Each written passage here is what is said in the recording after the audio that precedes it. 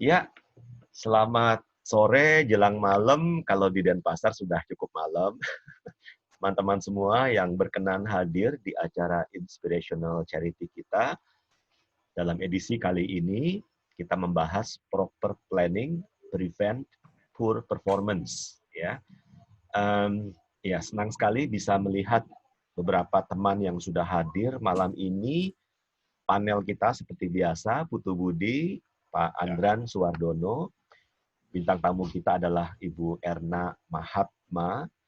Kemudian kita kedatangan beberapa teman ya, QCOM, BTD, Benjamin Putu, Elma, sama Lucky Pangemanan, ya, dan beberapa yang lain masih kita tunggu kehadirannya. Ya, teman-teman yang ikut dalam acara bincang santai sore kita ini, boleh mute ya, sekiranya berkenan di mute mungkin, tapi ketika nanti kita ada Q&A mungkin boleh tidak di mute ya, di unmute. Ya iyalah kalau mau ngomong kalau di mute gimana caranya juga ya. Sekiranya berkenan lepas kamera juga boleh, kita ngobrol santai aja, karena memang ide Inspirational Charity ini adalah kita ingin berbagi sesuatu kepada sesama. Kita semua kan sama-sama terkena dampak yang namanya COVID-19 itu ya. Banyak sekali orang-orang yang mampu, mereka bisa beli nasi bungkus, mereka bisa keliling, kasih orang yang nggak mampu, selama itu nggak hoax. Dan kita ingin berbagi sesuatu yang hopefully bisa lebih berdampak ya, yakni berbagi optimisme, ya, berbagi semangat hidup, ya.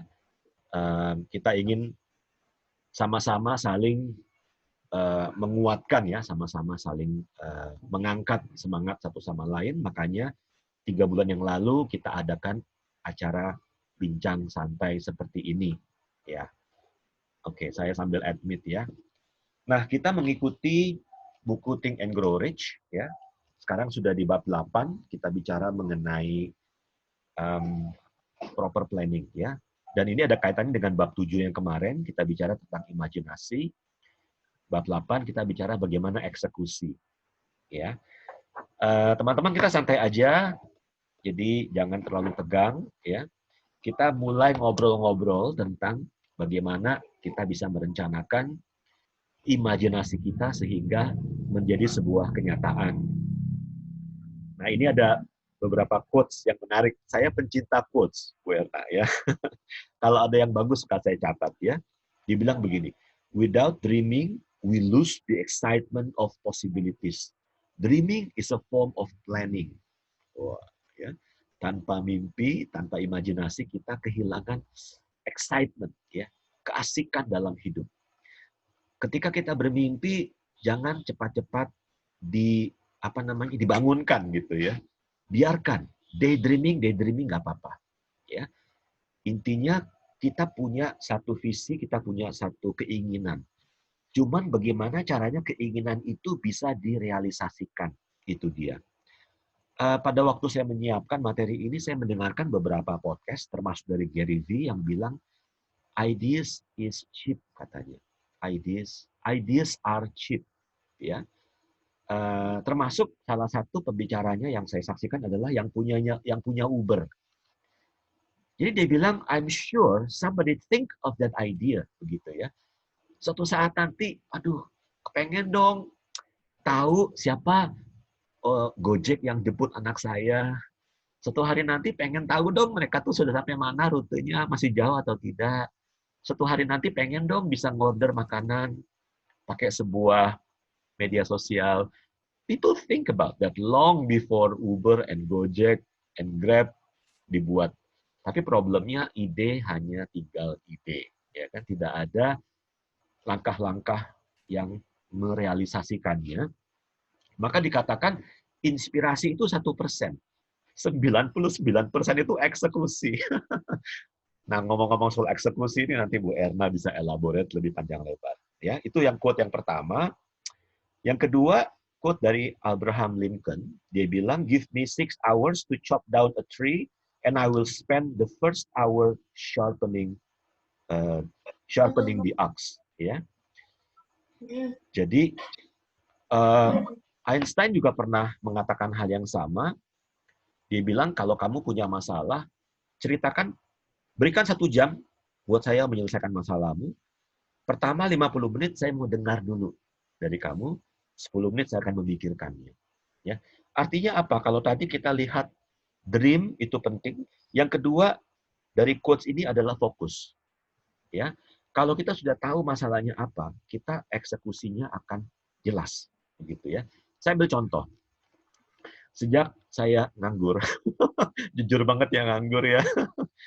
Iya, saya itu lagi jaya-jayanya loh. Saya kan punya lembaga ya training ya. Saya mengajar di beberapa perusahaan lah. Pokoknya life has never been so good ya. Before Corona of course. Tapi sejak ketimpa Corona, saya jadi YouTuber teman-teman ya. Saya nggak upload video-video saya sendiri. Ini yang mau saya sampaikan. Semakin jelas planning saya, semakin lama saya spend pada script yang saya buat, pada latihan yang saya buat, semakin cepat saya bikin video. Tapi semakin lama saya buat skripnya, semakin nanti aja saya latihan, akhirnya semakin lama. Ya, cut, dikit-dikit salah dan lain sebagainya, akhirnya malah jadi jengkel. Ya, jadi benar-benar proper planning prevent poor performance. Oke. Nah, kalau misalnya action plan-nya itu menyangkut satu orang diri sendiri, itu lebih mudah. Ya, kayak saya juga nulis. Ya, saya nulis karena saya memberikan kelas inspirasi pagi di RRI, jadi saya harus ada jadwal syuting.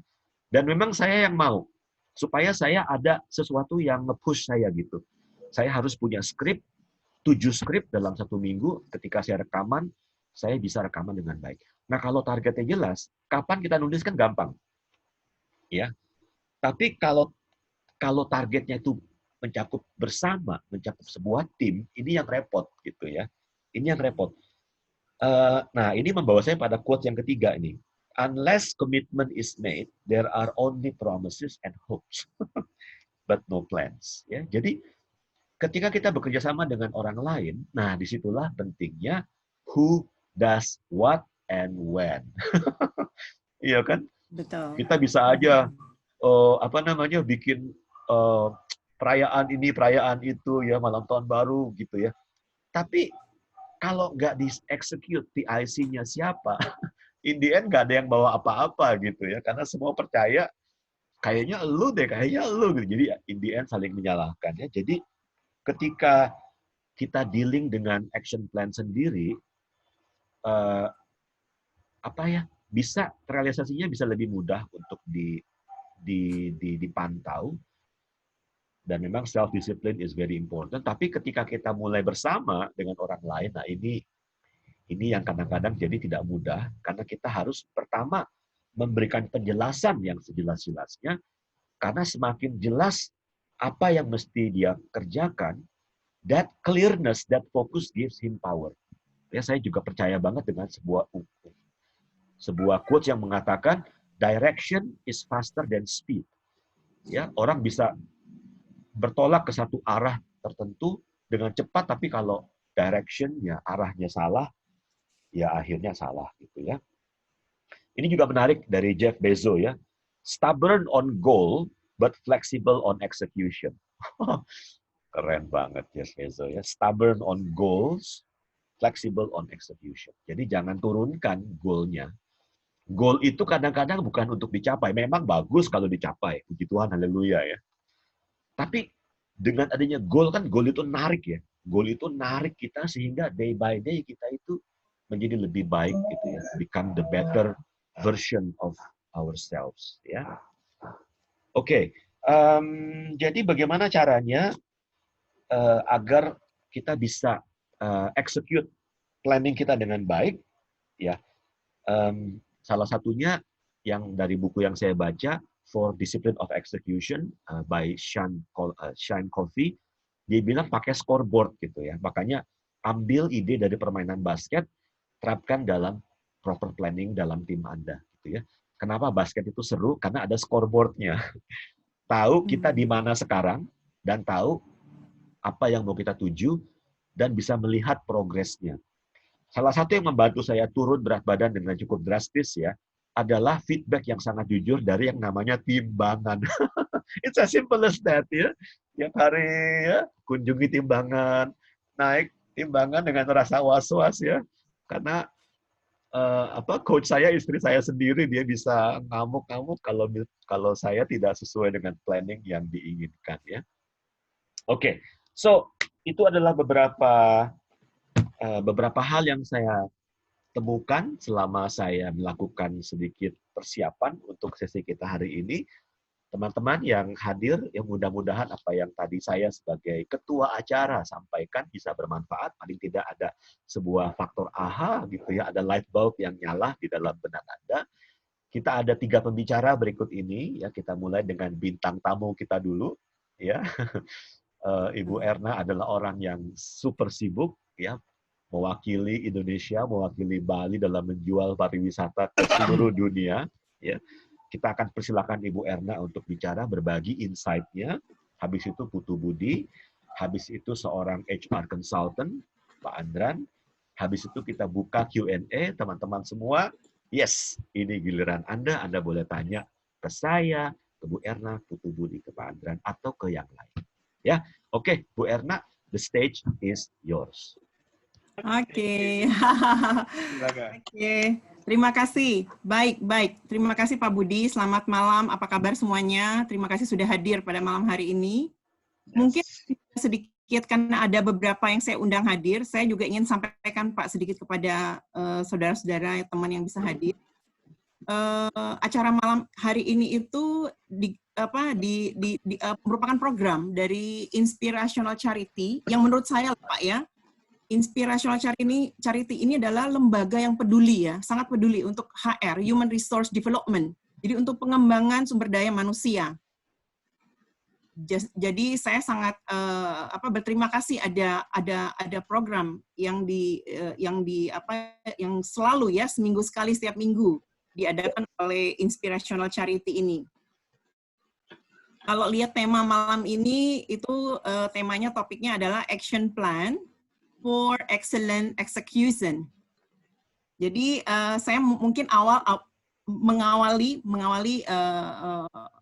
sharing saya dari topik ini. Saya ambil dari 2 kata Pak, 2 kata yang ada di kalimat ini.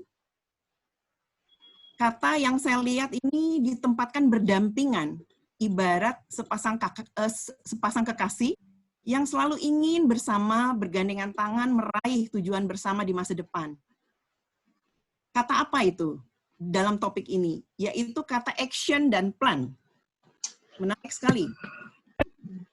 Jadi sebenarnya kata action plan ini juga itu merupakan bisa dideskripsikan juga digunakan untuk usaha ataupun program seperti itu. Kalau kita lihat action ini kan punya makna aktif Pak ya, karena dia bergerak, ada tindakan, ya kan? Sedangkan sedangkan plan masih pasif, walaupun dikatakan kayak tadi Pak Budi sudah awal katakan bahwa perencanaan yang baik, ya, perencanaan yang baik, yang terstruktur, terintegrasi, ya, detail, fleksibel, itu sebenarnya sudah memberikan gambaran bahwa perencanaan itu sudah menuju sesuatu untuk goal ya, mission vision dari sebuah perusahaan seperti itu. Walaupun dia baru rencana seperti itu. Nah, kalau kita lihat contoh sederhana, kita semua pernah hadir di sebuah acara. Ada acara yang kita lihat begitu menarik, bahkan acara ini membuat kita kayak betah, nggak mau pulang, ya. Sampai-sampai acara ini menginspirasi kita. Sering kan ya, Pak ya, ada acara yang bukan hanya menarik, bagus, ya, tapi acara ini menginspirasi kita untuk melakukan sesuatu bila kita ingin membuat sebuah acara juga, gitu loh. Nah, pastikan kita bertanya-tanya, kenapa sebuah acara atau program bisa begitu baik dinikmati oleh kita-kita yang hadir. Tentunya acara ini dimulai dengan perencanaan yang baik. pasti ada proper planning. Setelah itu ada action, ada eksekusi yang baik juga. Jadi bukan hanya direncana, tapi juga execution seperti itu. Nah, di sini kita melihat betapa pentingnya action plan untuk setiap kegiatan ataupun usaha yang akan kita lakukan, apapun bentuknya, sekecil apapun yang akan kita rencanakan. Mau dia buka warung kecil, ya, mau buka usaha apapun, ya, ataupun mau buat program apapun, itu kita perlu yang namanya action plan. Perlu sekali itu yang namanya action plan. Nah, contoh juga malam hari ini, program Inspirational Charity. Tentunya program ini juga sudah direncanakan dengan begitu matang oleh bapak-bapak yang memang pioneering ya untuk acara ini. Akhirnya dieksekusi juga, ya kan? Nah, dalam eksekusi itu ada orang bilang evaluasi, refleksi dan lain sebagainya, ya kan? Untuk membuat planning lagi. Jadi planning itu sebenarnya sangat tidak statis dia ya. Dia bergerak, dinamikanya, ada dinamika. Makanya ada kadang-kadang planning pertama, planning kedua, atau short term, medium term, long term, itu tidak berhenti. Planning itu hidup sekali dalam kehidupan manusia, kehidupan sebuah perusahaan, sampai kapanpun planning itu tidak akan pernah stop. Dia akan ada terus, bergerak terus, berdinamika terus, seperti itu.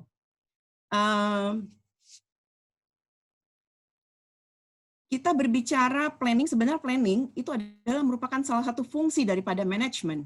Saya teringat dulu waktu belajar manajemen itu ada POAC, ya. Yang pertama itu adalah planning, kemudian organizing, actuating, and controlling. Nah, planning ini adalah fondasi, fundamental, first step, langkah awal. Untuk apa? Untuk achieve company vision and mission, atau achieve organization vision, apapun itu, usaha dan lain sebagainya. Planning itu langkah awal, first step. Jadi planning juga merupakan acuan dasar bagaimana sebuah kegiatan dilaksanakan, seperti itu.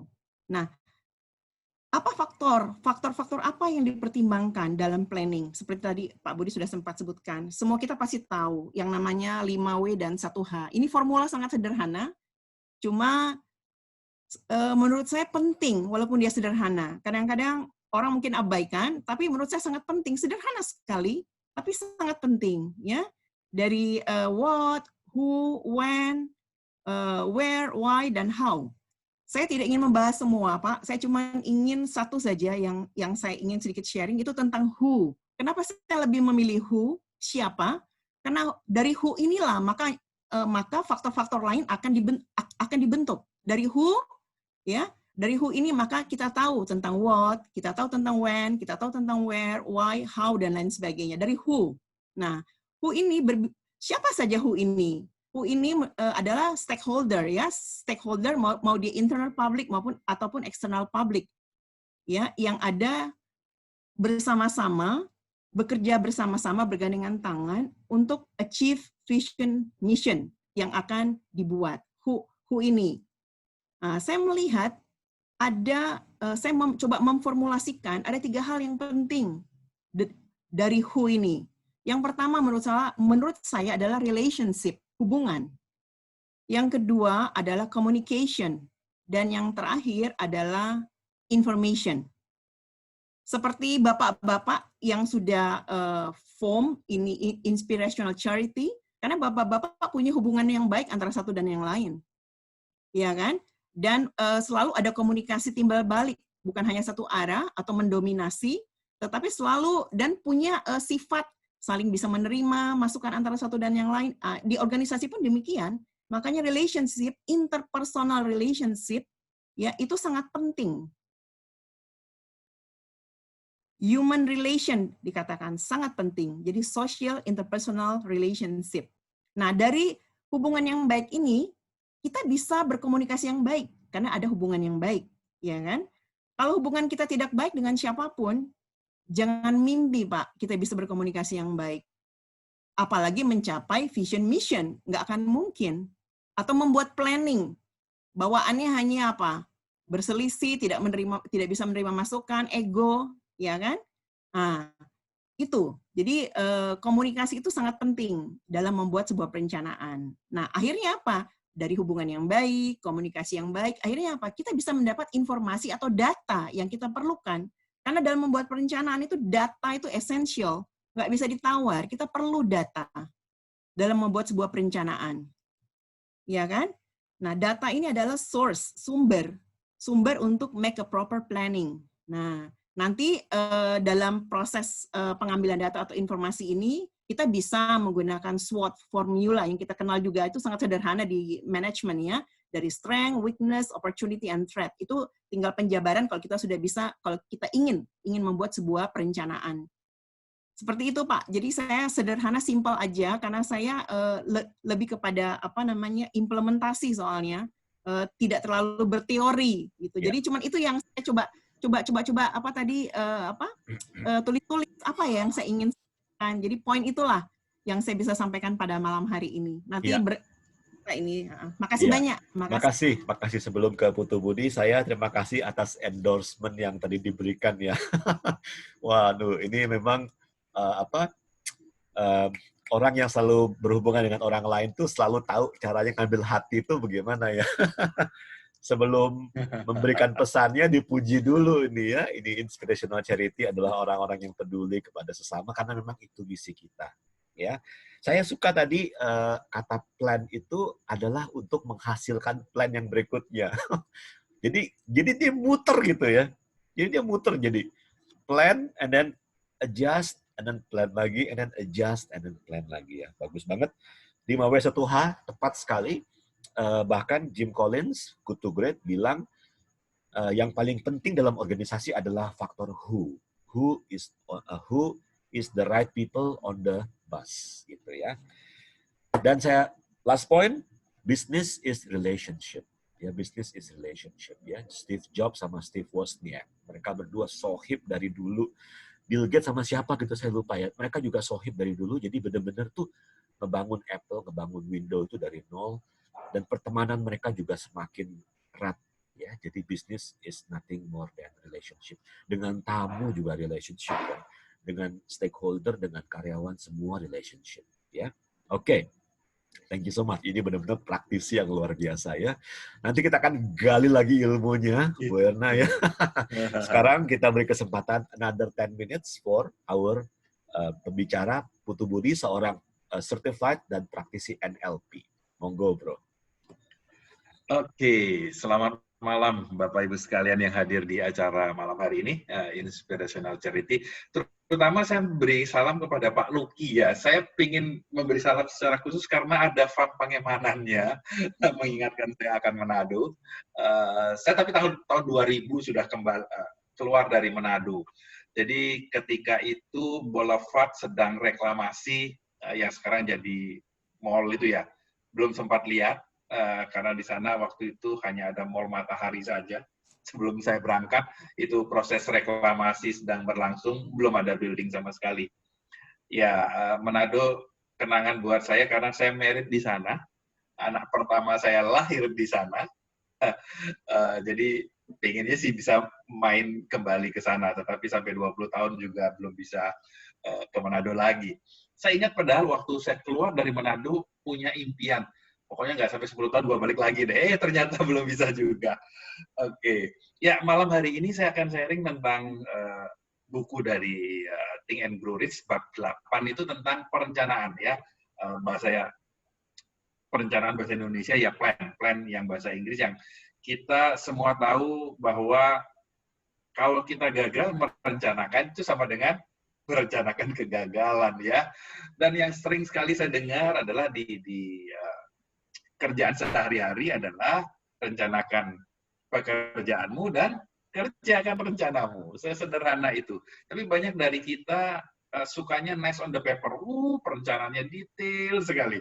Tapi begitu masuk ke eksekusi, itu dibutuhkan ketahanan mental yang luar biasa, sehingga kita bisa konsisten untuk melakukannya.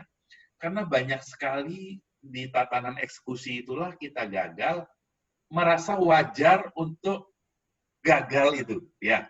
alasan dari sisi kiri kanan tuh banyak sekali, tapi apa yang tadi disampaikan oleh Pak Budi Soekardi luar biasa sekali, yang Amazon punya ya, Jeff Bezos bilang apa, goal-nya itu nggak boleh diapa-apain. Yang kita fleksibel apa? Ya, eksekusinya fleksibel. Cuma banyak dari kita, seperti contoh saya lah, di pekerjaan, ketika kita set up goal di awal tahun, begitu ada corona, pengennya itu di-adjust goal-nya. Ya, walau goal tidak bisa kita adjust, karena memang angkanya sudah strict segitu, caranya yang memang harus fleksibel, walaupun ya tertatih-tatih. Kita sampai hari ini pun plan original itu sangat ya struggle benar-benar untuk bisa mencapai itu. Tapi salah satu pembicara ketika itu kita hadir di sebuah pelatihan, dia mengatakan gini, untuk kondisi ketika corona ini ya, bulan April, Mei, benar puncak-puncaknya, kita bisa bertahan di kondisi yang sama saja itu sudah luar biasa. Jangan berharap pertumbuhan, karena hampir tidak mungkin. Ya, bukan tidak mungkin, bukannya tidak mungkin semua bisnis. No, saya punya saudara sepupu, bisnisnya sepeda, kita tahu sekarang sepeda seperti apa, jadi bisnisnya boom luar biasa itu. Jadi karena keadaan ini orang lebih sadar berolahraga, dan salah satu favorit olahraga adalah bersepeda. Ya, dan dia kalau boleh corona ini lama-lama deh nggak usah berakhir sehingga omsetnya naik terus. Ya, kembali lagi ke planning. Kenapa memang planning itu kita harus tempatkan di yang pertama ya.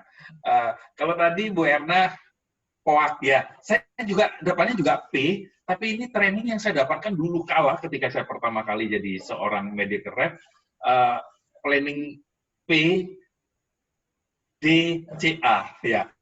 Persis seperti yang Pak Budi Soekardi sampaikan tadi. Kita plan, setelah plan eksekusi, kita do. Setelah itu kita cek seperti apa yang kita kerjakan ini. Oh, ternyata harus ada di adjust sedikit, action lagi. Ya, benar sekali. Jadi plan, do, check, action itu adalah sebuah sirkuler. Ya, jadi bagaimana kita mengeksekusi planning kita di tengah jalan ya harus di adjust, tetapi yang pasti goal yang kita funneling menjadi planning itu yang tidak boleh berubah. Ya, goal di awal. Ketika di tengah jalan harus ada koreksi, ya kita mesti koreksi. Ya. Nah, karena memang tanpa planning ya sama dengan kita sudah pasti merencanakan kegagalan itu. Jadi penting sekali planning dari awal apa yang akan kita lakukan secara detail, timeline-nya seperti apa, evaluasinya seperti apa, dan ketika ada perubahan, kita mesti melakukan apa. Nah, khusus untuk malam hari ini, saya akan sharing bagaimana sebuah ide bisa kita eksekusi dengan baik, itu harus ada sekumpulan orang bersama punya ide yang sama, dengan tujuan yang sama. Ya, kita boleh katakan inspirational charity ini hadir juga karena itu. Ada beberapa orang punya ide yang sama, setelah itu kita bentuk semacam mastermind. Ya, kita ini membentuk mastermind ya berarti kolaborasi, ada beberapa ide. Yang penting ide tujuan besarnya sama. Ya, kami semua ini kebetulan punya passion yang sama, yaitu di bidang pengembangan diri, dan modal utamanya adalah bagaimana kita bisa menginspirasi orang dari apa yang kita sampaikan. Ya, jadi ide dasarnya seperti itu, sehingga dalam mastermind ini kita minimal bertemu seminggu 2 kali. Ya, untuk apa? Untuk mengejas ya setiap ide yang kita akan eksekusi itu seperti apa. Hari Kamis kita meeting juga untuk membahas hari Minggu seperti ini. Ya, seperti apa formatnya, materinya seperti apa, dan masing-masing dari kita supaya jangan tabrakan. Walaupun sumbernya satu, ya kita akan bagi-bagi, lihat dari angle yang mana, dan itu kita diskusikan. Nah, tujuan akhirnya sebenarnya dari mastermind yang kita buat ini, kalau lihat dari bukunya Think and Grow Rich ini, langkah ke-6 menjadi kaya. Yang mudah, kalau kaya itu kan memang biar gampang adalah diidentikan dengan penghasilan. Ya, jadi kami pun juga berpikir tentang bagaimana yang kita lakukan ini, kita brainstorming, kita bisa berbagi, dan akhirnya juga bisa memberikan sesuatu buat kumpulan kita di mastermind ini. Jadi, dan yang tidak kalah pentingnya di sebuah mastermind untuk merencanakan sesuatu, goals yang kita buat itu, harus di awal itu ada semacam komposisi pembagian yang adil ya tentang pekerjaan. Oleh karena itu harus masing-masing dari kita punya kompetensi yang jangan terlalu jauh, ya, minat, latar belakang pendidikan dan pengalaman, sehingga ketika kita ada pertemuan di setiap mastermind itu, yang sekarang secara rutin kita lakukan 2 kali seminggu, itu tidak jomplang. Ide bisa dari semua orang punya ide. Karena kalau satu orang saja yang idenya dominan, yang lainnya, oke, setuju, ya sebenarnya setuju-setuju itu nggak perlu ada di sana, ngapain ada di sana, kok cuma sekedar bilang iya. Nah, oleh karena itu, justru keberadaan kita masing-masing di mastermind ini ya, punya ide yang berbeda, kita boleh sharing, bahkan tanda kutip agak ngotot gitu, latar belakang kenapa kita punya pendapat seperti itu, untuk tujuannya jadi lebih baik.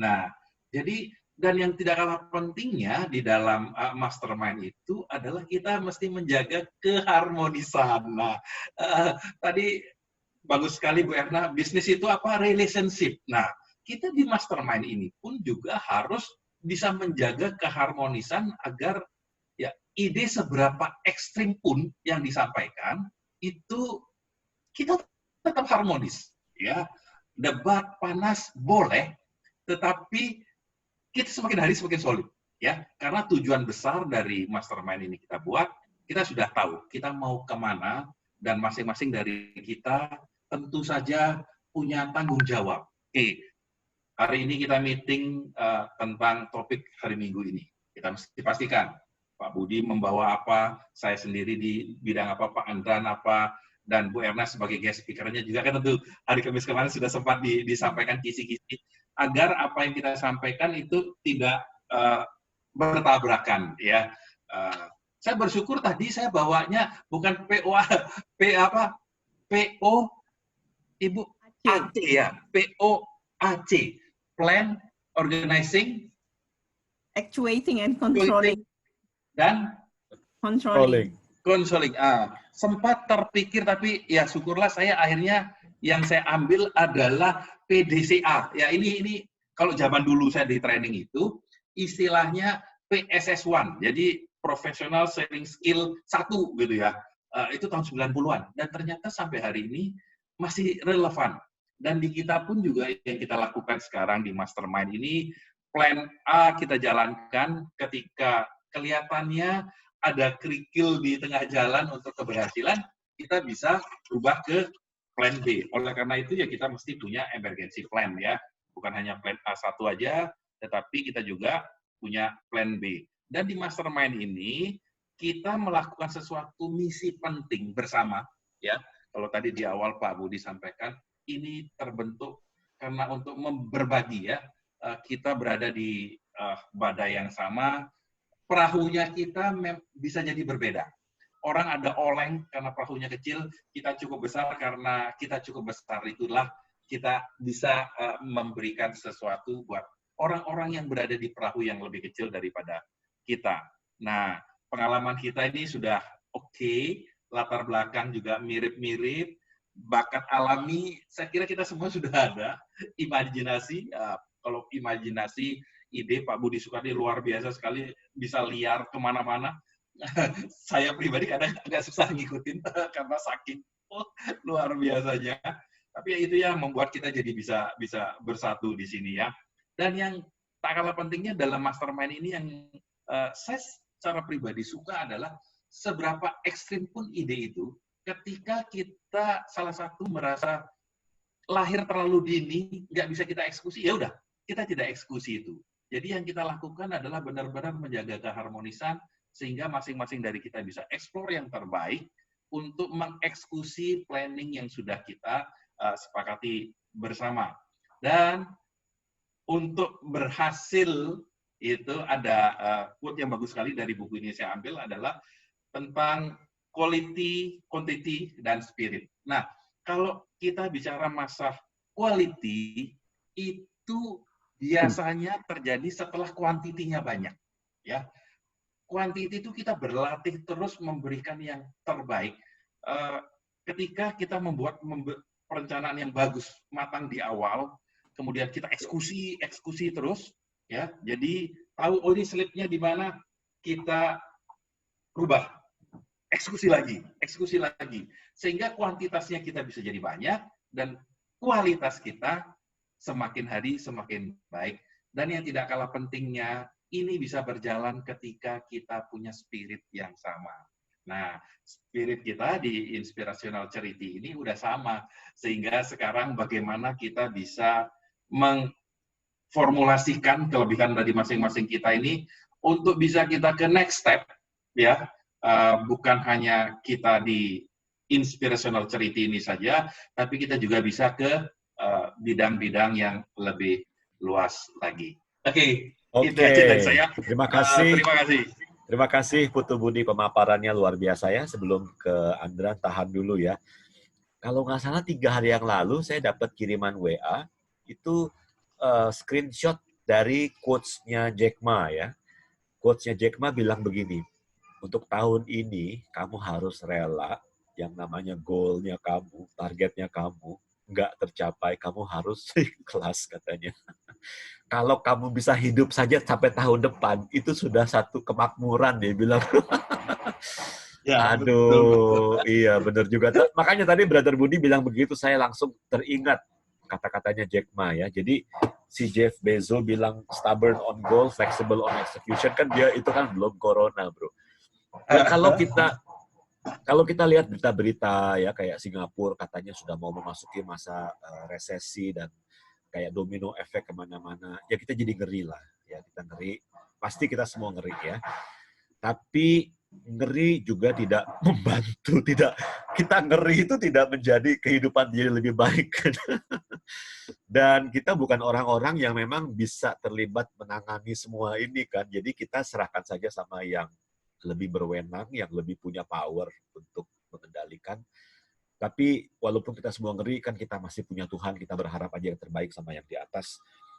Saya suka tadi, sebelum ke Pak Andran, ya maaf satu lagi nih. Jadi ketika plan, do, check, kemudian plan, action lagi, nah di faktor check-nya ini, masing-masing anggota tim itu yang tadi Putu Budi disebut mastermind, harus mau terbuka gitu. Harus mau dalam tanda petik membantai, menelanjangi kalau perlu. Sangat terbuka mengapa plan yang kemarin gagal, ya. Dan tidak ada satupun dalam anggota mastermind itu yang harus tersinggung. Karena bukan Anda secara pribadi yang diserang, tapi idenya itu, tapi kenapanya itu, ya. Nah, kalau dalam bahasanya judge, ya, para hakim pengacara itu devil advocate, ya. Sebelum mereka membela klien mereka latihan dulu. Salah satu dari anggota tim menjadi devil advocate. Dia yang harus ngebantai, seolah-olah dia berada pada pihak lawan. Nah, dengan cara seperti inilah sebuah ide menjadi lebih runcing, lebih matang, dan eksekusinya pun akan menjadi semakin baik. Ya, oke. Sekarang kita masuk ke Pak Andran nih. Pak Andran udah gak sabar ya. Kita sambut pembicara kita berikutnya untuk maju ke pentas, ya, seorang pakar Human Resources Department, ya, training manager yang sudah melalang buana memberikan training dan coach kepada banyak orang, ya. Here is Mr. Andran Suwardono. Baik, terima kasih. Selamat malam rekan-rekan semuanya. Suara cukup jelas ya, Bapak Ibu semuanya ya. Saya senang sekali malam hari ini kita bertemu lagi di acara Inspirational Charity ya. Kemarin sudah diprong semua sama Ibu Erna, sama Pak Budi, sama Pak Putu Budi ini ya. Harus menyampaikan apa ini. Tapi begini, ini bicara mengenai perencanaan ya, planning ya. Nah, nanti saya lebih banyak memberikan sampling pengalaman dari saya. Salah satu pengalaman tugas yang diberikan oleh saya selama 8 kali ya. Eventnya itu sama, tetapi saya ditunjuk sebagai chairman untuk menjalankan event itu sampai 8 kali, artinya 8 tahun gitu ya. Nanti saya akan ceritakan. Oke, menarik sekali mengenai planning ya. Planning sebetulnya sangat fundamental ya. Tetapi di dalam planning itu kalau saya amati yang paling penting ada 6 tatanan dulu ya, 6 tatanan dulu. Yang pertama apa itu? Yang pertama tentunya detail planning itu, betul ya, detail gitu ya, dari A sampai Z itu harus detail. Makanya kalau saya membuat program yang detail ini, saya selalu mengatakan namanya grand design, gitu ya, grand design. Nah, yang kedua apa? Tentunya adalah memperhatikan SDM-nya. Tadi sudah disentuh oleh Ibu Erna mengenai betul ya Bu ya, who-nya gitu ya. Jadi saya sama, saya taruh di urutan kedua ya, PIC-nya atau who-nya ya, dalam menjalankan nanti mengaplikasikan planning itu, ini yang paling penting. Yang kedua adalah SDM-nya, jadi memperhatikan sumber dayanya ya, tidak hanya sumber daya manusianya tetapi sumber daya yang lain gitu ya, bisa juga sumber daya alamnya, peralatan dan sebagainya.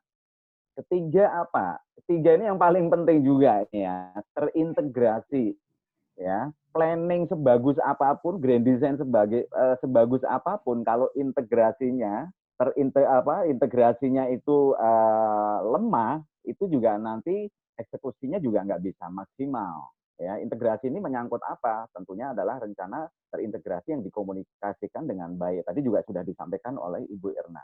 Jadi metode komunikasinya ini yang ketiga. Kemudian yang keempat, kalau bisa sih sederhana dan aplikatif gitu loh kalau menurut saya itu ya.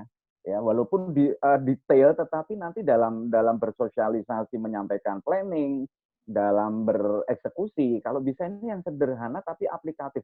Sederhana itu bukan berarti menggampangkan ya, tetapi adalah strategi kita bagaimana supaya planning itu bisa tereksekusi, jebret begitu. Nah, kemudian yang apa namanya, yang kelima ini kalau bisa fleksibel. Tadi juga sudah disampaikan teman-teman ya, fleksibel. Fleksibel itu nanti pada apa namanya, pada hulu ya, pada urutan hulu kalau menurut saya fleksibel. Dan yang terakhir adalah stabil. Stabil itu apa ya? Tujuan rencananya tidak boleh berubah secara drastis gitu ya di setiap waktu. Jadi itu harus stable atau stabil. Oke, dari 6 itu saya akan bercerita, boleh ya teman-teman ya, bercerita tadi yang sudah saya sampaikan pengalaman saya, bahwa saya pernah dipanggil oleh direksi, ya, oleh direksi, ini waktu itu saya di perusahaan retail, sangat terkenal di Indonesia ya, nggak perlu saya sebutkan, tapi sangat terkenal, dan saya yakin Bapak Ibu pernah masuk di retail itu, pernah masuk di outlet itu gitu ya. Nah, waktu itu perusahaannya adalah akan mengadakan company anniversary yang keempat ya, yang keempat, tetapi dijalankan atau diadakan yang pertama dengan cara mengundang apa namanya, dengan cara mengundang semua karyawan. Jadi company anniversary yang pertama, kedua, ketiga itu hanya eksklusif gitu ya, para top management hadir, syukuran dan sebagainya. Nah, yang keempat ini akan dibikin big event. Selain biasanya cuma kalangan direksi, manajemen, tetapi ini melibatkan karyawan, dan jumlah karyawannya yang hadir jumlah karyawannya itu di atas 1.000, tetapi karena nggak mungkin bisa hadir semuanya. Jadi saya pastikan sekitar 800 itu kita undang bisa acara kami anniversary. Paling menarik sebuah tantangan adalah saya dipanggil direksi, waktu itu waktunya 2 bulan sebelum event. 2 bulan Ibu sebelum event ini ya. Ini luar biasa, Pak Andran. Oke, Pak Andran 2 bulan lagi akan ada company event ya, company anniversary kita. Coba bikin dong Pak Andran planning ini segala macam gitu. Wah, saya shock juga ini, 2 bulan ini ya. Dan event itu harus kita selenggarakan di public area ataupun katakanlah di outdoor begitu. Kalau di indoor mah gampang ya, tapi ini outdoor melibatkan banyak pihak, apalagi di Bali gitu ya, melibatkan banyak peran apa namanya, orang-orang penting di lingkungan gitu ya. Nah, saya menjalankan itu secara general, acaranya sukses, Bapak Ibu ya, acaranya sukses. Tetapi ternyata setelah saya evaluasi, saya koreksi, itu kesuksesan itu bisa cuma tercapai 75%. Gitu. Kalau yang hadir melihat, wah acaranya bagus banget ini melihatnya seolah-olah hampir 100% sukses ya. Tetapi saya mengamati program acara yang pertama ini itu hanya 75%. Itu pengalaman saya. Pengalaman yang kedua saya sudah mulai mencari strategi. Jadi saya sampaikan ke direksi, Pak, mohon maaf Pak, untuk tahun depan kalau boleh mau mengadakan lagi, perusahaan kita ada rezeki, bisa nggak Pak saya minta waktu 4 bulan, gitu ya, 4 bulan sebelum acara event itu. Oke, nggak apa-apa. Wow, saya seneng banget itu. Apa yang saya evaluasi? Yaitu kegagalan 25% tahun lalu. Yang 75% keberhasilan itu saya pertahankan. Yang 25% itu saya perbaiki. Bapak Ibu tahu nggak yang 25% itu weakness-nya ada di mana? Tadi juga sudah disampaikan oleh teman-teman semua ya pembicara ya. Ternyata itu ada di SDM dan di integrasinya. Weakness-nya itu ada di situ. SDM dan teknik integrasinya. Itu weakness-nya yang 25% kegagalan itu. Itu saya evaluasi dan saya perbaiki. Kemudian event yang kedua itu berhasil. Saya juga tidak 100% happy ya dengan acara yang kedua bisa berhasil, lebih berhasil dari tahun lalu gitu ya. Tetapi yang paling penting saya sampaikan ke forum ini ya, ke acara ini bahwa begini, lebih ke teknis lagi. Tapi saya sebelum menjelaskan mengenai teknisnya, nah saya pindah perusahaan akhirnya, kok ya sama di perusahaan berikutnya itu saya ditunjuk lagi menjadi chairman. Chairman apa? Di event yang sama, company anniversary. Dan di company yang saya pindah ini, saya bekerja, itu bukan retail ya, tetapi saya di corporate. Saya di sana 11 tahun dan 8 tahun, 8 kali event saya ditunjuk sebagai chairman. Ya, sebagai chairman. Nah, ini menarik sekali karena saya selalu belajar dari kegagalan ya.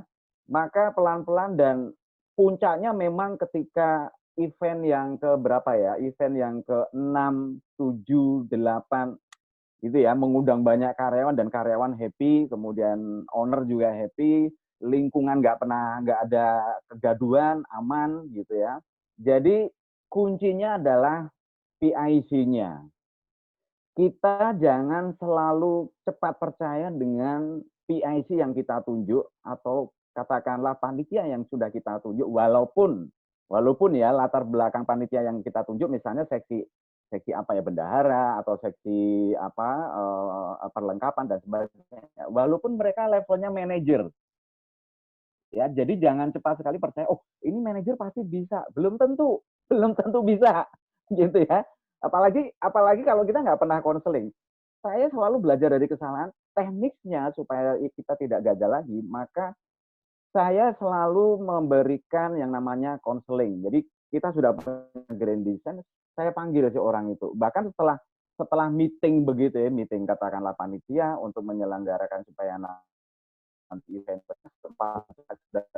setelah meeting itu saya pasti panggil satu orang, satu persatu maksud saya ya, satu persatu saya persamakan persepsi saya giring, saya arahkan, saya tuntun ke grand design saya ya. Ketika kalau di ruangan begitu ya, satu persatu saya menyentuhannya, kamu nanti mampu nggak event menghandle di posisi ini, di seksi ini ya. Kalau nggak mampu sampaikan ke saya, dan itu di ruangan tertutup, di ruangan saya. Disitulah sebetulnya planning itu bisa sukses dengan cara lebih teknis seperti itu. Karena apa? Sekali lagi, kegagalan itu biasanya ada di integrasi dan SDM. Integrasi, cara membenahinya atau memperbaikinya adalah yaitu tadi komunikasi. Ya, jadi itu pengalaman saya ya, lebih ke praktikal ya, dan saya menyentuh langsung dengan SDM, dengan para acara ya, bersyukur alhamdulillah saya walaupun sekarang misalnya diberikan tantangan lagi, misalnya, bikin event dong ini, bahkan di level event nasional aja saya sudah siap sekali, karena saya banyak Mantap. belajar dengan pengalaman-pengalaman kegagalan saya. Dan Iya, iya. lagi kalau kali ini akan ada event, ini bukan sponsor ya, akan ada event deklarasi dan levelnya nasional, salah satu merek mobil, dan saya ditunjuk sebagai chairman. Dan saya siap saja, tapi karena COVID akhirnya kita tunda dulu. Demikian Oke. teman-teman ya, pemaparan saya, pengalaman saya, Iya, iya, mudah-mudahan iya. bermanfaat, terinspirasi, dan waktunya cukup ya saya kira ya, saya kembalikan ke host. Iya, Terima kasih Pak Budi. Ya. iya. Terima kasih ya. Kalau ada orang yang paling rajin berorganisasi, makhluk yang tadi bicara itu adalah manusianya ya. Beliau anggota mobil yang depannya F itu ya, dan sudah lama sejarahnya itu ya. Ya, memang dulu saya dengan Andran Suwardono kita satu company ya, memang beda perusahaan tapi ownernya sama. Saya juga pernah diundang salah satu company anniversary yang beliau ketuai, dan beliau juga langsung menjadi MC. Saya masih ingat pakai rambut palsu, gimbal-gimbal gitu, gila-gilaan gitu ya, pakai baju wanita. Ini kalau sudah naik panggung, gilanya tuh benar-benar keluar ya. Minggu lalu juga kita bahas waktu Imajinasi Traveling, beliau juga diminta oleh perusahaan untuk menjadi PIC-nya ya, menjadi salah satu orang yang mengatur agar travelingnya berjalan dengan baik. Jadi benar-benar orang lapangan yang tahu betul nih problem apa yang ada dalam sehingga planning ini tidak sesuai dengan apa yang telah digariskan sebelumnya. Jadi beliau, ini kita punya dua praktisi ya, Bu Erna sama Pak Andran, yang lebih mengerti teori, lebih mengerti prakteknya nih daripada teorinya ya, bukan cuma omong doang ya. Oke, ya tadi saya sedikit catat ya tentang faktor SDM yang kadang-kadang jadi missing link ya. Memang di mana-mana SDM ini kalau nggak diberikan penjelasan yang sangat jelas gitu, nanti malah dia pergi sendiri gitu ke arah yang berbeda ya. Jadi memang harus ada follow up ya, harus dicek ya, jangan berasumsi bener banget. Nah, Pak Andran ya, jangan berasumsi dia pasti bisa. No ya, harus cek, recheck, follow up, kontrol.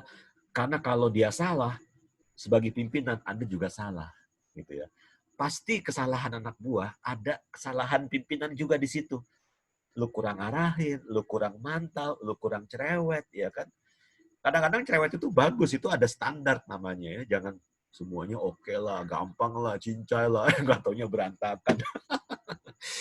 Oke, mantap ya. Oke, sekarang kita buka sesi tanya jawab ya. Oke, kita buka sesi tanya jawab. Ini pertama ada pertanyaan dari pertama komentar dari Pak Jeffrey Raja Guguk ya. Target KPI dengan PICA, Problem, Identification, Corrective, dan Action.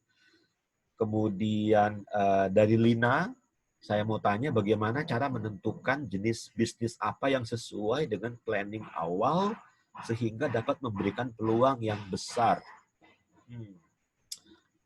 Cara menentukan jenis bisnis apa yang sesuai serta planning awal yang bagaimana gitu, bisnis apa yang sesuai dan planning awal yang seperti apa supaya memberikan peluang yang besar.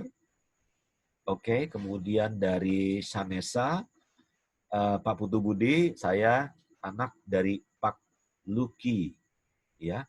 Mungkin Papi tidak bisa chat Bapak di sini, tapi iya Pak, Papi juga pernah tinggal di daerah Tikala tahun 2001 sampai 2006. Jeffrey lagi Raja Guguk, kelemahan saya kelihatan teoritis ketika ketemu HR pertambangan yang apapun itu harus dibarengi dengan bukti atau tools. Yaitu chat yang aku dapat so far ya. Oke, ya kira-kira panel ada yang mau menyampaikan atau peserta yang mendengarkan? Monggo, jika mau buka kamera, ngobrol aja langsung, tanya sebanyak-banyaknya. Sambil nunggu pertanyaan, Andran, Putu Budi, Erna, kalau ada yang mau disampaikan, monggo. Ya, saya boleh merespon ini chatting dari Bu Lina ya? Boleh. Iya. Pak mau ini saya bacakan. Pak mau bertanya bagaimana cara menentukan jenis bisnis. Jadi clue-nya pertanyaan ini adalah dia pengen bisnis apa begitu ya, yang sesuai serta planning awalnya sehingga dapat memberikan peluang yang besar. Baik, Mbak Lina, oke, salam kenal, saya sedikit berkomentar gitu ya. Bisnis apa ini yang sesuai? Sebenarnya jawabannya simpel saja ya. Planning itu baik dengan skill kita, ya, kemampuan kita, kekuatan passion kita dan sebagainya begitu ya. Nah sekarang saya harus balik lagi bertanya sama Mbak Lina gitu ya. Passionnya Mbak Lina apa ini? Gitu ya. Passionnya apa ya dikelola aja, dikembangkan gitu ya. Peluang bisnis itu di depan mata banyak banget. Nggak perlu muluk-muluk bisnis itu harus identik dengan modal ya enggak juga ya kan. Bisnis itu harus identik dengan prime area itu juga enggak ya. Sekarang bisnis bisa online ya, hidden place gitu kan bisa dipakai untuk bisnis juga kan gitu ya. Jadi gini Mbak Lina ya, gali dulu passionnya Mbak Lina itu apa gitu ya. Katakanlah kalau misalnya menyukai fashion begitu ya, belajar di fashion, nyuri ilmu di Instagram, nyuri ilmu di YouTube, ya kan? Nah, yang paling penting kalau sudah tahu passionnya, ya, kemudian mau belajar, yang kedua itu keberanian. Berani nggak ngambil bisnis ini gitu. Ya, masalah gagal belakangan begitu. Nah, ketika Anda sudah berani mengambil keputusan, aku mau bisnis begini, baru planning itu akan ngikutin di belakang kita. Ya kan? Ibarat itu kepala itu kita benturkan dulu ke tembok, jeder begitu kan ya. Begitu sakit, aduh ini obatnya apa ini gitu. Sama, begitu bisnis ini ada kendala begitu, aduh ini solusinya gimana, way out-nya bagaimana gitu. Gitu ya Mbak Lina ya. Saya boleh bercerita pengalaman, ya saya boleh bercerita pengalaman begini ya. Dulu muda itu saya pernah jualan bakso di jalan loh. Dulu muda saya masuk Bali itu pernah jualan celana jeans ngambil dari Bandung loh. Itu pakai sepeda motor, pakai ini gitu. Ya, passion saya itu ternyata apa? Passion saya itu satu sebenarnya jualan. Jualan itu identik dengan cara ngomong, pinter merayu gitu ya, mengeksplor produk begitu ya. Itu dulu passion saya gitu ya. Terus appointment itu saya nggak pernah ingkar. Ya, Ibu, Mbak besok ketemu ya di ini gitu. 5 menit atau 10 menit sebelumnya saya udah di situ gitu ya. Nah, dari situ kita melakukan, akhirnya planning itu udah ketemu gitu loh. Planning itu udah ketemu. Katakanlah tadi saya bercerita, oh saya jualan bakso gagal. Pasti ada plan B gitu. Kalau plan A-nya gagal ya saya plan B gitu ya. Kemudian saya sebentar bro. Ya, jadi Lina tadi dirimu mau menyampaikan sesuatu, Lina? Tadi saya dengar suaranya soalnya. Iya. Oh, boleh. Saya respon aja. Masih mau dengerin Bapak Andran dulu. Oh gitu. Kata Lina, monggo selesaikan dulu katanya pemaparannya. Nanti baru ditanya ya Lina ya. Iya Pak. Ya, oke. Tapi nanti kalau bisa Mbak Lina juga boleh ya menyampaikan di sini ya, katakanlah Pak passion saya ini begini, nanti bisa berlanjut kan gitu ya. Kalaupun tidak nanti juga bisa japri dengan kita. Karena gini Mbak Lina ya, kebetulan teman-teman ini ya, saya, Pak Putu Budi, Pak Budi ya, kedepannya akan ada program pengembangan diri ya. Nanti ikutin saja ya program pengembangan diri ini, langsung kita sebagai mentor ya. Kita banyak pengalaman, kita banyak teori yang sudah kita baca ya. Itu saya pengen sekali mementor, mengkonseling, istilahnya menggendong anak-anak muda ini untuk bisa sukses ya. Makanya nanti boleh ini sedikit menyampaikan informasi program kedepannya bahwa kita akan banyak pelatihan ya nanti ya, tetap melalui virtual online ya. Silakan nanti bisa bergabung dengan program-program kita ya. Dengan acara pengembangan diri itu nanti ya, ada Pak Budi, ada Pak Budi dan saya sendiri dan sebagainya ya. Tapi jawaban saya itu, komen saya, mungkin Ibu Erna silakan bisa menanggapi juga. Pak Tunggu, Budi, Lina mau menyampaikan sesuatu. Banyak pengalaman. Lina, monggo. Ya sudah Pak, terima kasih banyak. Kalau passionnya itu ini lebih ke seni. Seni. Oh, iya. Oke. Seni apa? Maksudnya seni musik, seni Gambar kayak gitu, Pak. Lina? Ke grafis sih, lebih Oke, ke grafis. oke, desain grafis ya. Iya, iya. Lina, ini kita pesertanya itu dari berbagai macam tempat ya, dari Ya. Kalimantan, kemudian dari Jakarta ya, Manado juga ada. Kalau Lina dari berdomisili di mana, Lina? Dari Jember, Pak. Wow, kok jauh sekali. Dapat infonya dari mana nih? Ya, timur ya. Dari teman. Oh, oke. Ya, oke. Iya, iya, hebat, hebat. Terima kasih. Anak-anak muda udah ikut acara kayak gini, luar biasa ya, hebat ya. Luar biasa. Iya. Luar Saya mau biasa. komentari Harus sedikit banyak aja belajar. sebelum saya lempar ke Bu Erna dan Putu Budi ya. Ya. Kenapa tadi Andran bilang gali dulu potensimu, karena passionmu. Karena kalau kamu ketemu passionmu apa, kamu ngelakuinnya tuh nggak rasa capek gitu. Kamu suka gitu ya. Jadi kalau kamu sudah suka, nggak berat gitu. Karena nanti akan passionmu, bakatmu, keinginanmu akan diterpa, dihajar kayak tadi Pak Andran bilang, dihajar sama tembok gitu. Ketika dihajar jangan langsung mundur gitu. Makanya tadi saya setuju. Pertama gali passionmu, kedua berani hadapi aja karena pasti ada jalan keluar. Dan tadi Pak Andren bilang, kalau saya janji ketemu orang jam berapa, saya ketemu orang itu 5 menit lebih awal saya sudah di sana. Tunjukkan work ethic yang baik, gitu, sehingga orang akan sungkan sama kita. Semua mulai dari bawah, Pak Andren nggak malu cerita jualan bakso. Saya dulu juga jualan mie, mie Jakarta sama nasi goreng, beli franchise sih. Cuman tetap aja jualan di pinggir jalan. Semua dihadapi lika-likunya sampai ketemu mana bidang yang paling cocok, kan begitu ya, Bro? Ya. Iya. Oke. Iya. Monggo, thank you Lina untuk pertanyaannya, luar biasa. Thank you sudah mau meramaikan. Oke, ini ada pertanyaan lagi nih ya. Oke, kalau misalnya kita mau usaha catering, perencanaan awal itu kira-kira seperti apa? Mau usaha catering, perencanaan awal itu seperti apa? Ini untung banget yang nanya ya, ada Pak Andran juga bergerak di bidang kuliner ya. Iya. Ya. Tapi kalau Sepertinya monggo, Pak Andran lagi deh. Pak Andran boleh, Yang Bu Erna juga boleh, karena Bu Erna juga pegang dari hulu ke hilir ya, sebagai GM di Oh, beberapa properti kan. oke. Kalau ngomongin makanan, Silakan, Bu Erna, kulakannya lebih banyak. Wah, Tapi- Bu Erna jagonya. Tapi terserah, siapa yang bicara, boleh, monggo. Oke. Bu Erna Ya, boleh. Saya nanti menambahkan. saling sharing aja. Sebenarnya karena kalau saya lihat di chat ini sudah ada dari Mas Jeffrey ya. Betul. Iya.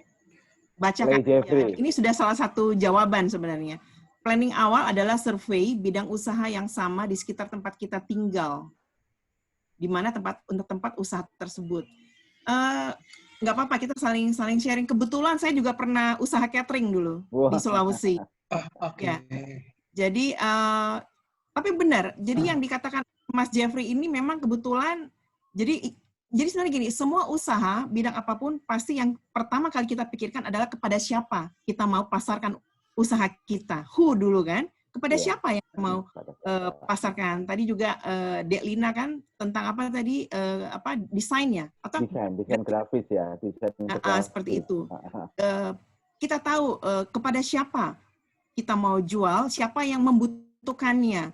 Kalau misalnya tentang catering kan kita tahu bahwa ini adalah orang bilang kebutuhan dasar ya. Kalau kita lihat Abraham Lincoln punya teori itu yang primer tentang perut, tentang makanan, ya kan. Tinggal kita mau lihat, ya kan, jenis makanan seperti apa. Makanan tentunya mungkin mulai dengan makanan yang utama dulu kan, yang makanan utama yang kita tahu mungkin harganya kan, harganya yang lebih terjangkau, ya kan seperti itu. Tapi kalau untuk catering, kalau kita berbicara catering, mungkin dia beda sedikit ya dibanding dengan warung-warung yang biasa gitu loh. Nah, catering biasanya perlunya kita tahu misalnya apa. Catering ini biasanya orang pesen kalau misalnya mau ada acara misalnya kan, atau misalnya karyawan kantor ataupun keluarga. Jadi kita bisa mulai buat catatan-catatan kecil, ya kan? Kalau saya buat catering, kemana saya mau pesan misalnya ke kantor, ke keluarga. Jadi kita lebih spesifik. Kita buat rencana. Ini sudah planning juga, buat perencanaan. Kita membuat catering yang seperti bagaimana. Dan kalau bisa kasih saran, kita mulai dulu dengan yang kecil-kecil aja dengan keluarga atau kantor, bukan langsung ke acara-acara yang besar. Nanti kita akan kelabakan mengurusnya. Karena kalau acara misalnya pesta 500 orang, ya kan, acara sunatan 300 orang, kita bisa bingung kalau kita tidak punya persiapan yang matang. Jadi nggak ada masalah. Tangga 10 kita bisa capai ke tangga 10 karena kita mulai dari tangga pertama, tangga kedua, tangga ketiga, ya kan? Kalau kita misalnya mulai dengan rumah tangga atau kantor, let's say lah, satu kantor 5 orang, ya kan? Sebelahnya lagi ada kantor 3 orang, 2 orang, nggak apa-apa. Kita mulai mungkin 5, 10 orang dalam satu bulan yang order, nggak ada masalah. Dari situ kalau mereka senang, puas, marketing bagus, PR kita bagus, kualitas makanan kita bagus, mereka akan menjadi apa? Orang yang mempromosikan, gitu loh, seperti itu.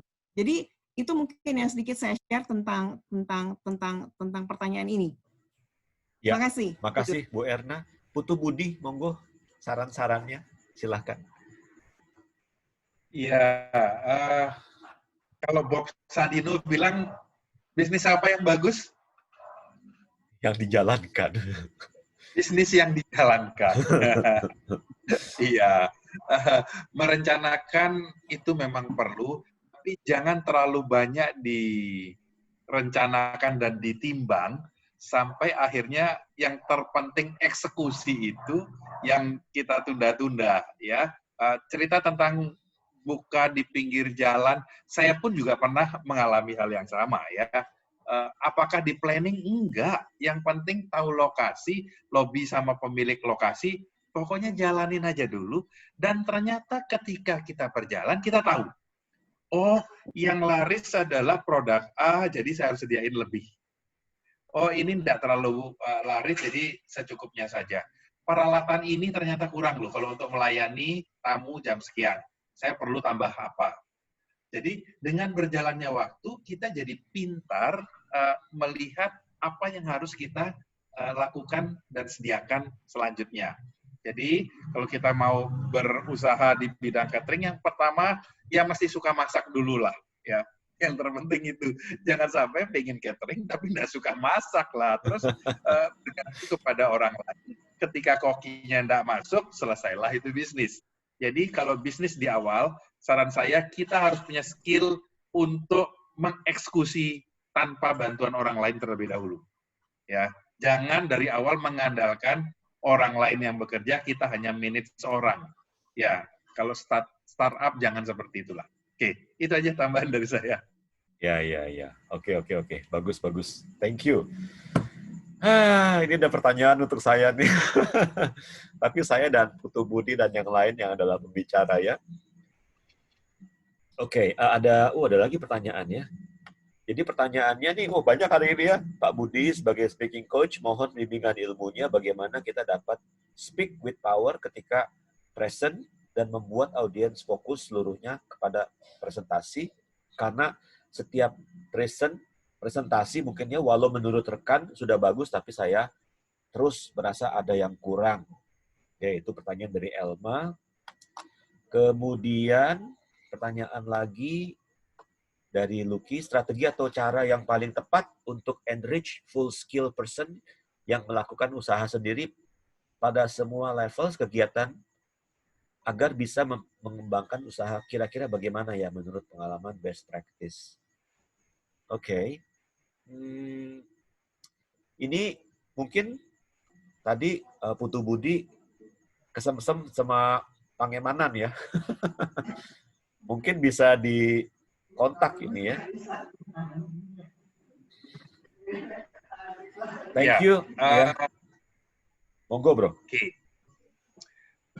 Sebenarnya kalau buat saya menjawab pertanyaan Pak Lucky ini, karena saya sebenarnya di bidang usaha sendiri jauh lebih sedikit dibandingkan dengan waktu saya bekerja di perusahaan. Ya, jadi saya sebenarnya adalah seorang karir, jadi dari level yang paling bawah sampai di manajerial karir. Nah, jadi kalau di sini yang untuk usaha sendiri, kebetulan usaha saya itu belum sampai ke berbagai karyawan gitu ya. Jadi benar-benar small business yang hanya saya bisa manage diri saya dengan istri, gimana caranya untuk mengembangkan berdasarkan praktis sehari-hari.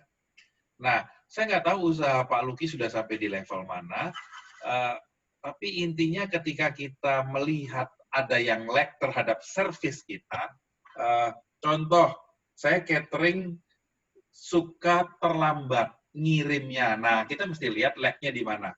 Oh, ternyata jumlah customer-nya sudah banyak. Satu customer minimal 10 menit, berarti kalau 10 customer sudah harus punya waktu 10 kali 10 menit, jadi sudah 100 menit. Padahal waktu saya harus ngirim antara jam 12 sampai jam 1 misalnya. Artinya kurir saya harus ditambah. Nah, jadi saya kira lag pelayanan bisnis kita itu di mana, itulah yang kita harus lihat setelah kita ketahui, nah solusinya di bidang yang menjadi kekurangan dari service bisnis saya tersebut. Nah, saya kira sementara seperti itu. Pak Luki, senang ketemu Pak Luki di event ini ya. Iya, Terima betul ya. kasih. Kemudian ini Jeffrey ya, Raja Guguk juga bagus ya. 1 hour of doing something is more valuable than 10 hours thinking. Pak Jeffrey ini memang kalau bikin quotes selalu tepat guna sasaran ya. Untuk pertanyaannya Elma mengenai bicara ya supaya tidak grogi gitu ya. Walaupun teman-teman sudah bilang bagus, saya merasa ada yang kurang. Ya, jawaban singkatnya kita harus punya model. Kita harus punya standar ya. Kita harus punya kayak semacam idola bicara kita siapa. Kita ikuti dia terus, kita dengarkan dia terus berkali-kali sampai kita tuh bicaranya kayak dia gitu. Bukan sih niru, enggak. Tapi kalau kita punya acuan, kita punya standar, kita punya idola, kita tahu arah kita bicara seperti apa dan kemana gitu. Ya, saya minta maaf banget, Elma, kita belum bisa bahas topik ini lebih lanjut ya. Dicatat aja itu alamat IG-nya kita itu adanya di belakangnya Pak Andran. Nanti kalau Pak Andran pas bicara bisa kelihatan alamat IG-nya kami masing-masing. Kita nanti keep in touch aja. Mudah-mudahan nanti ketika ada topik tersendiri tentang bagaimana presentasi, wah, ya Elma akan menjadi orang pertama yang kita undang ya. Oke, Bu Erna mau mengomentari mungkin? Yang mengenai yang mana nih? Dari yang ini dari Pak Luki. Oh, ya. Oke. Sebenarnya mungkin kalau mengembangkan usaha memang ya banyak faktor X and Y sebenarnya ya. Jadi sebenarnya kalau udah full skill person itu sudah merupakan modal sebenarnya, karena tidak banyak orang yang bisa punya sebagai full skill person. Nah, mungkin juga pentingnya ada kolaborasi ya Pak ya. Kadang-kadang kita pentingnya ada kolaborasi kita dengan orang lain. Dan sekarang saya lihat itu pentingnya juga komunitas. Karena dari komunitas itu kita berkolaborasi dan biasanya dari situ terjadi pengembangan usaha yang bisa kita lakukan seperti itu dari komunitas-komunitas itu.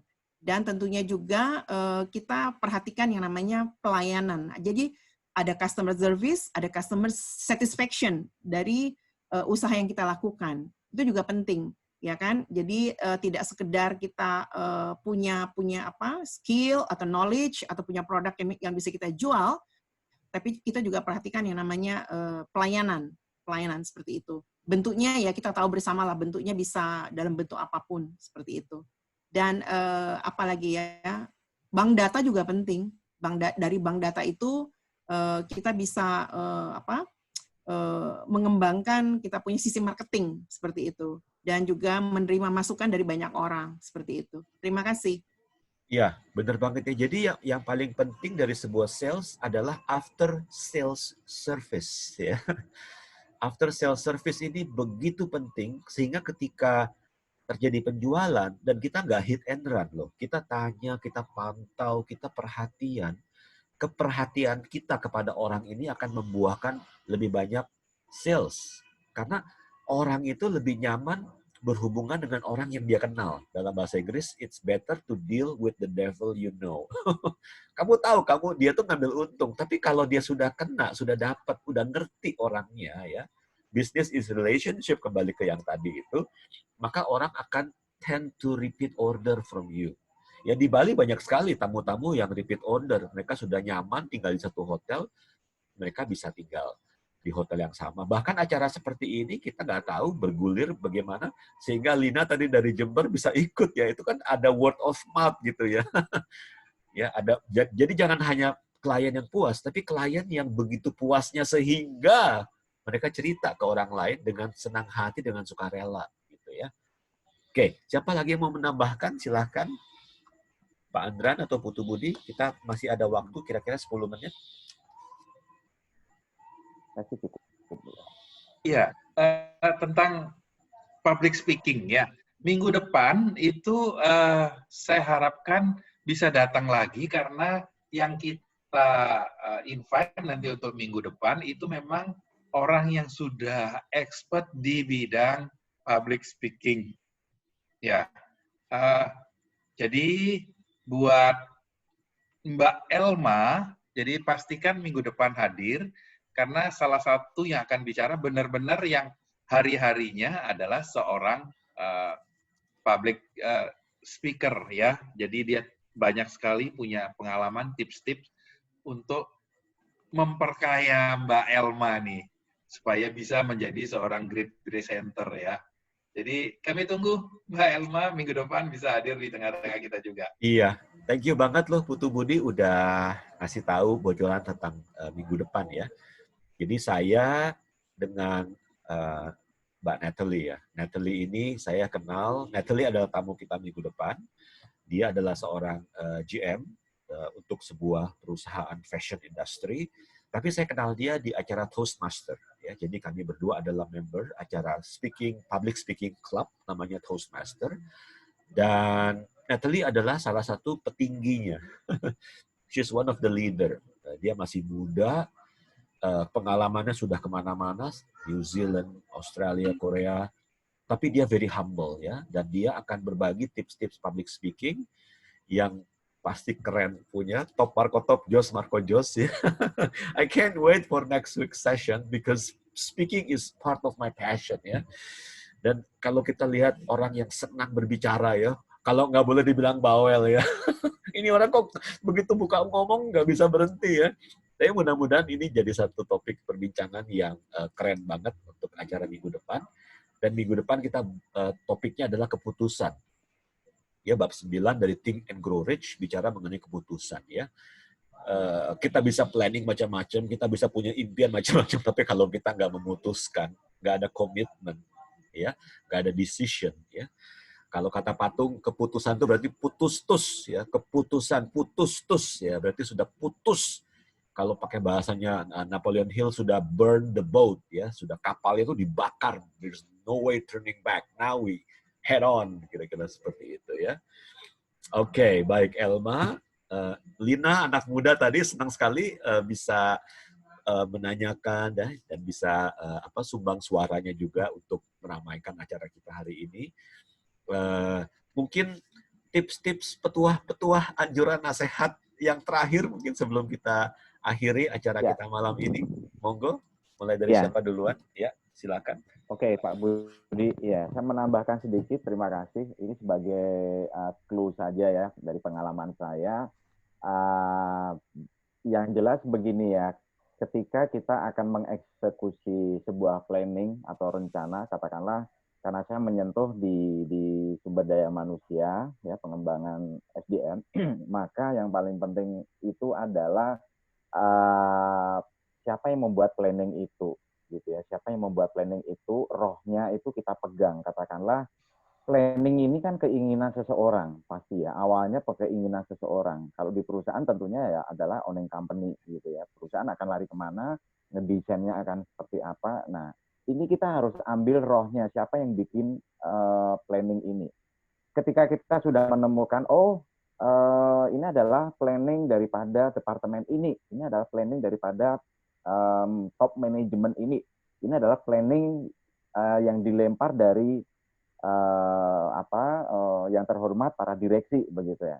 Kalau sudah kita mengetahui seperti itu, ya, maka kita akan mengerucut mengerucut kepada gaya atau style si si pencetus planning itu sendiri. Ketika kita bisa mengetahui katakanlah ya passion-nya, kemudian taste-nya gitu ya, kemudian big dreaming-nya seperti apa, maka kita akan gampang sekali mengikuti atau mengeksekusi planning itu gitu ya. Tapi kalau kita sudah leaking atau bocor dengan itu tadi, kita nggak bisa mengidentifikasi big dreaming-nya yang pencetus planning itu, ya kita akan susah mengeksekusi gitu. Selalu berseberangan dan ngotot-ngototan akhirnya malah menjadi konflik dan sebagainya gitu. Jadi intinya itu saja Pak Budi ya yang perlu saya tambahkan, bahwa chemistry untuk mengetahui planning ini bisa jalan apa enggak, ya kita harus bisa chemistry klik dengan pencetus planning itu sendiri. Maka nanti dalam mengeksekusi akan gampang karena kita bisa mengikuti taste-nya pencetus planning itu. Itu saja yang perlu ditambahkan Pak Budi. Terima kasih. Thank you untuk penutupnya yang super luar biasa ya. Putu Budi penutup, monggo. Thank you. Kesempatan buat saya mungkin di antara teman-teman yang hadir pada malam hari ini ngelihat background sedikit yang kelihatan tertulis di tempat saya itu adalah 7 teknik NLP for selling. Jadi saya berharap teman-teman semua besok minggu depan bisa hadir kembali karena kita akan coba sharing tentang apa sih itu kelas NLP for selling, karena saya percaya banyak di antara kita yang menjadi marketer di sini ya, di pekerjaan sehari-harinya, dan siapa tahu apa yang akan kita sharing minggu depan itu merupakan jawaban doa selama ini. Oke, itu aja dari saya. Terima kasih. Iya, terima kasih Putu Budi, seorang NLP certified dan practitioner ya. Ibu Erna, monggo sudi menutup acara kita dengan sepatah dua patah kata yang menyemangati kita semua.